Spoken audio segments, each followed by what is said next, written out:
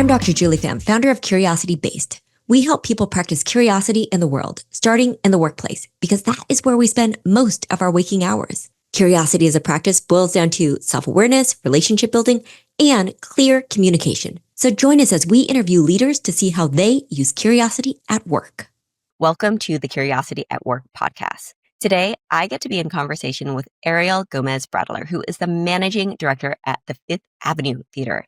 And Ariel has nearly 25 years of experience working in theaters as well as organizations that support the theater arts. So we will get to hear literally the behind the scenes of the theater world and how curiosity is practiced there. Ariel, thank you so much for coming on to the podcast. Thank you, Julie. Such an honor to be here. I really appreciate it. Ariel, can you share one person who modeled practicing curiosity that you now apply to work? Yeah, as I was thinking about this question, the person who came to mind was my mom.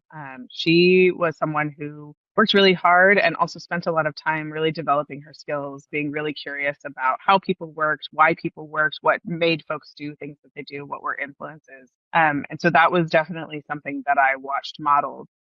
She got her master's while my brother and I were young, and so we spent a good amount of time at the library with her, playing on the floor or reading books while she did her studying or did her work. And so that was an incredible influence on me in terms of how I moved through the work environment and how I approached my work. Mm.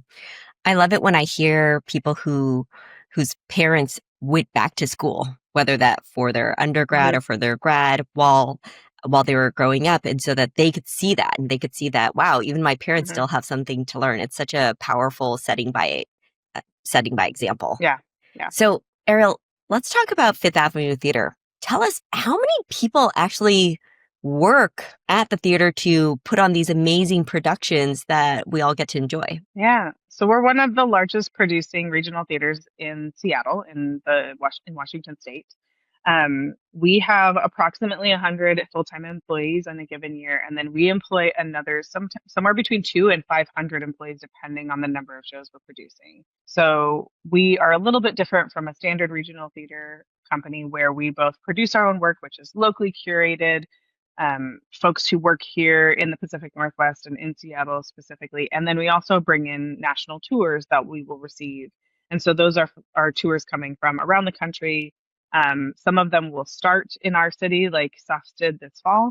And so that was an incredible experience to get to launch a national tour in the way that we were able to. And then we'll produce our first self and locally produced production with ELF this holiday season. And so that will employ somewhere between 80 and 100 folks that are living and working in Seattle predominantly, or in the Pacific Northwest, who come in and support us with their talent. So from what I understand, when you have the national tours, then those aren't local actors. It's when you have the locally produced, or the ones that are produced here, that's when you actually get to hire a lot of the local talent then? Yeah, exactly. So the national tours will often have folks who are from out of town, predominantly New York based. However, I will say there is often the case where we'll have folks who are coming home to Seattle when they're doing the tour. So that's always really fun when we have a person who's in a national tour who also has local roots. But yeah, predominantly those folks are coming in from out of town. And then when we do our self-produced productions, everything as much as possible is built here and produced here. The artisans, the technicians that we work with are all working within the Seattle and King County area, and are working in are professionals in their spaces. These are folks who have seasons and years of work and experience working in professional theater in the various tracks that we employ. So of those, you said self-produced shows, how many of your shows in any given year are self-produced versus national tours? Yeah, it depends on the season. So we are in this season doing more of the tours. We've gone through a little bit of a business model change. And so in order to help support some of the financial rebalancing that we've had to do post-pandemic, the tours are more financially stable right now for us. So we're doing 3 tours this year and 2 self-produced. However, previously it was not uncommon for us to produce 5 or 6 shows a season. And that's where that variance of how many folks we employ really changes depending on the number of tours. And the tours that we bring in, they're still employing a number of people. We just aren't directly employing them. Obviously, they're being employed through the tour. So that's where that difference comes in. Yeah, but the regional theater producing model, it has definitely taken a little bit of a hit since the pandemic. So all of us who are producing are looking at how can we be more efficient?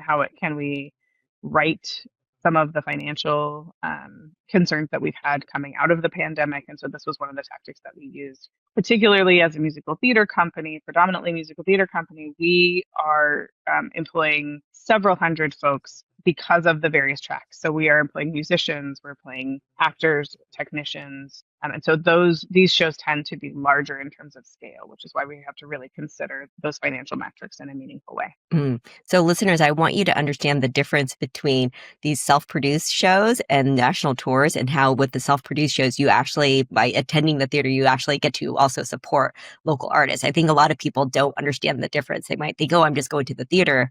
And actually with your ticket buys, you can actually support local artists. Yeah, I think there's a tendency for not intentional, but some disassociation when you see a play of where it's coming from or how it's being created. And so it's rare for folks to really know the artists that are working on stage, or really know the folks who are working backstage to make it happen, or know the folks who are marketing the shows, or working in IT to help support the organization for everything to happen. And when you are supporting your regional theaters, you're supporting all of your neighbors, you're supporting your friends, you're supporting the folks who are living and working in this area, whose children might go to your children's schools. So it's really important for folks to understand that this is a deeply rooted in local experience, as well as having this national reach as we do. And Ariel, can you share, of those 100 employees who are full-time, what are the different functions, again, that behind the scenes, what roles does it take to actually put on these fun productions that we as audience members just see the front end of? Sure. So I think the folks that people see most often or hear are the folks who are on stage or in the pit, our musicians and our actors. And then backstage, it can be anywhere from 30 to 40 people working backstage. And that can be from costumes to wardrobes to the folks, our technicians who are having scenery fly in and out, or move on and off stage, to the folks who built all of the scenery that you see. We have a shop down in South Seattle that builds all of our self-produced productions, builds or refurbishes pieces to get on stage. They're incredible craftsmen.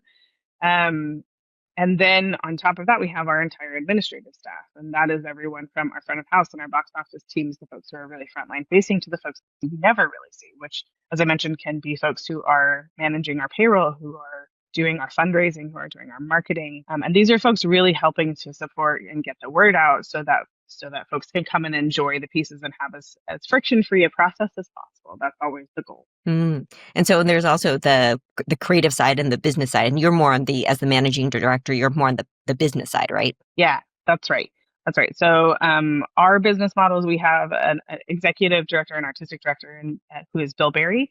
And then I work directly with him to support the staff at large and really work on the business side, supporting operations and making sure that things are working as seamlessly as possible. And so I just wanted to point that out for the listeners so they understand it's not just about the artistry of theater. Yeah. Also, it has to run like a business and has to sustain like a business. So absolutely. Yeah. So yeah, many of us are theater kids at heart, for sure. But we all have different functions within the space. But a lot of us come to this work because we just love the art form. We love being part of the journey of what theater brings to you. We have, as I mentioned, we do 5 shows a season pretty regularly. And so we have 5 openings that we're all working towards, which is an incredible cadence and collaborative effort as we move forward at each season. Can you share an example of practicing curiosity that is very specific to this industry of theater production? I believe theater artists are some of the more curious humans, and when I say theater artists, I mean every single facet of the organization that I've mentioned previously. we all have to really consider how we are going to do something. And it's not just because of the resources required, time, money, et cetera. The most tangible example I can give is we've, as theater artists, we have made people fly on stage. We have made cars fly on stage. We have um, brought entire seascapes sometimes to the stage. And so when you get a script and the creative team looks to determine, working with scenic artists or sound designers or lighting designers, to really determine what is this going to look and feel at, you have to be so curious about which direction are you going, what style is it? Is it a English seaside or is it a Caribbean seaside, right? Like what is the different look and feel of that? So the curiosity is built into our practice. And then if you look on the business side, it is, if we had all the money in the world, of course, the spectacles would be incredible every single time. And also that's not necessarily the case. So from a business side, it's like, okay, what can we do with the resources available and also make it a spectacle, also make it an incredible experience? And again, for us, it's really important that experience start before they ever arrive at the theater. How do folks receive their tickets? Is it easy? Do they know where they're going to park? Do they know how to get into our space as easy as possible? Is it raining that night? Do we have traffic, right? These are all of the things we have to get really curious about, get really creative about. How do we message that? And how do we deal with the various things that we have to deal with being live theater? Because it is never a foregone conclusion that every single thing goes perfectly. So you have to be curious about, like, okay, if it all goes well, this is what it looks like. And if it all doesn't go well, here's the alternatives, or here is the second plan B's, plan C's, plan Z's that we're going to go through if we have to employ any of those. Mm-hmm. One of the things that people don't also understand is that we're planning many times over a year in advance for a show that's coming up. So for example, Jesus Christ Superstar is our closer for the year. Those production conversations, the elements of what it might look like, the establishment of the creative team, who might be good for doing the different pieces, that started in January, February, when we first really thought about what we were going to do for this coming season that we're in. So if you think about the fact that opening night happened mid-May of 2026, and we started that in early conversations in January of 2025, it's 18 months of realization that we get to in order for that to come on stage. And it happens for 2.5, 3 weeks, and then it's gone. And so there's a perishability to our product that is so different than movies that exist for sometimes decades and beyond when they first came out. And there's a sort of regular grief process that we're going through every single time. And it's wonderful. It's the best part. I think that's what makes us, those of us who love theater, that's what makes us so engaged, is that you're building to a thing, and then it happens and it's glorious and magical, hopefully most of the time. And then it goes away. And then you start pulling it down, and the pieces go into storage, or they get thrown away, or whatever we end up having to do with those things. And that, to me, is part of the magic. It's that we are holding space and time with an audience. And for the audience members that got to see that, we had an experience together. And that doesn't get taken away just because the scenery is no longer there. We're no longer doing the show. That experience still is crystallized, which is an amazing piece for me. Yes, I got to see that Seth's show twice. And oh my gosh, what a just special experience to be watching that with other people. And the people who I went with just absolutely loved it. And yeah, that's the magic of theater. Yeah, absolutely. So Ariel, let's talk about, when is it difficult to practice curiosity at work? Yeah. I think for the same reasons that it is so easy for us to be curious, it is difficult for us, in the sense of the resources that it takes for us to be curious are not always there. We have to get really, really creative about how we're going to work, not just what we're going to do. And I would say that has been a challenge, particularly since the pandemic, when resources have gotten really, really tight. The theater industry is subject to all of the same challenges because of inflation and because of the rise of prices and tariffs, and all of those things are impacting our business in the same way as they are any other business. But the interesting thing about theater, particularly regional theater, is that the ability for us to charge to fill the gap of what those costs are is not necessarily fluid. So even though it might cost us 30% more to do the same show that we did 10 years ago, or 40% more, we can't charge 40% more in order for us to make up that gap. And in fact, when we are seeing concerns over inflation and price sensitivity, we have to respond to that. That is something that is part of the creativity of how we work. Which is why the fundraising aspect of our industry is so important, because that is often how we are bridging that gap between what it costs to what we can actually charge. And so it can, especially in times when the resources are so tight, which they have been, um, for a variety of reasons. It can be really hard to be curious because you're worried about wasting any single resource. You don't want to get it Mm. wrong. And so I do watch all of our folks really struggle with that tension point of having some incredible ideas, but not really being able to fully realize them because the resources are just there.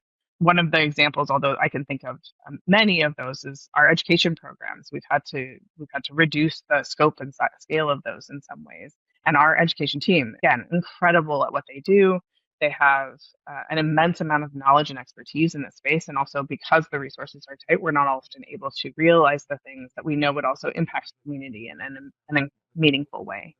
Because as a regional theater, we do feel that it is as important for us to produce incredible work as it is for us to be part of the community and really informing and influencing either the next um, generation of theater artists or just the next generation of theater goers. We want this to be a habit that folks build into their spaces, whether it be once a year or 6 times a year. And so it's really important to us to really be integrated into the community, and sometimes that takes resources we just don't have. So that curiosity can definitely be hampered by those pieces, um, by that lack of resource when we're really wanting to build out a program, or we even have designs of a program but just don't have the ability to really activate it in the way we want to. That's when it's the hardest for. Yes, and the audience doesn't realize how much the cost has gone up, and they're feeling, wow, this ticket is very expensive, so this is what Yeah, must pay for the production, and yet they don't understand how much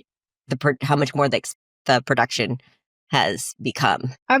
absolutely. And I think that there's due to a bunch of outside factors, there's also sometimes a lack of recognition of the expertise that is required. So the same level of education and training and work went into becoming an actor, becoming a technician, becoming a writer, a scenic designer.